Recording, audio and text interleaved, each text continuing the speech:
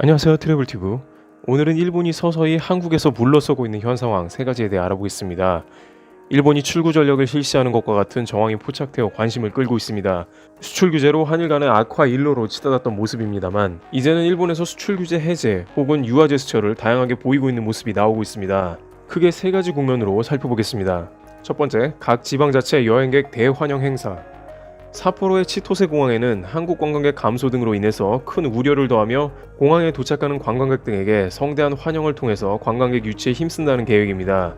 삿포로는 한국의 관광객이 30% 이상 감소했다며 이것이 장기화될 경우에 지방경제에 큰 어려움이 될 것으로 예상된다며 방문해주는 관광객을 환영해주고 더 친절하게 대해주면서 일본에 대한 인상을 좋게 하고 재방문율과 입소문을 통해 관광객을 다시 한번 증가시키겠다는 계획입니다. 스가 관방장관은 외국인들이 즐길 수 있는 프로그램을 더욱더 확충하라고 지시하는 등 지방 소도시 등의 줄어버린 한국 관광객에 대한 신경이 곤두서 있는 모습을 보입니다. 실제 일본의 지방 지지층은 아베 정권의 관광 드라이브 정책을 통해 지방 경기 활성화가 되었다며 더욱더 지지를 보내고 있었는데 아베 내각의 관광 정책은 대부분 한국 관광객을 통해 이뤄진 것으로 이번 수출 규제로 인해 직격탄을 맞게 된 것입니다. 아이러니하게도 아베 정권의 지방 창생은 한국 없이는 성립되기 어려웠던 것입니다.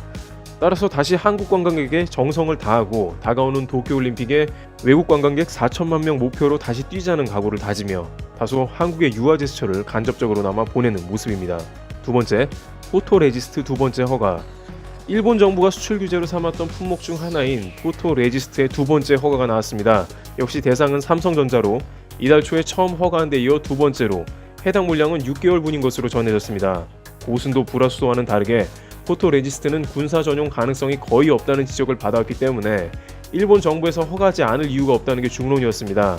물론 이 수출 규제 허가권으로 일본이 한국과 타협하겠다는 의지를 보였다고 할 수는 없습니다만 시기상으로 다한 것 같은 여지를 남겼습니다. 세 번째, 베이징 한일 외교장관 회동.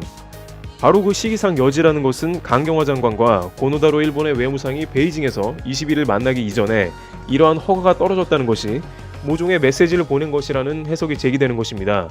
게다가 중국은 한일 간의 문제를 중재하는 데 역할을 할 것이라는 관측이 나왔습니다.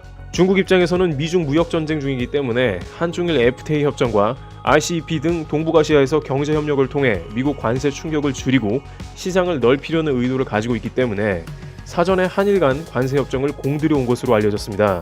그런데 한일 갈등이 발생했고 미중 간 무역 협상은 악화되어 현재 한일 갈등을 중재하는 것이 시급한 형국이 되었기 때문에 중국이 중재자로 급부상하게 된 것입니다.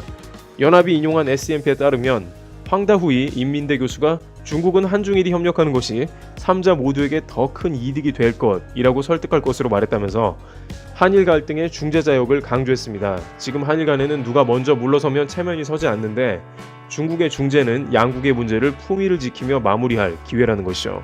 이와 같이 현재 일본은 예상과는 다른 한국의 거센 저항에 직면하며 서서히 빠져나갈 명분을 찾고 있는 게 아니냐는 출구 전략론도 제기되고 있으며 반면에 일본의 속내를 알 수 없어 지켜봐야 한다는 신중론도 제기되는 등 지소미아 연장 여부를 앞두고 긴장이 고조되고 있습니다.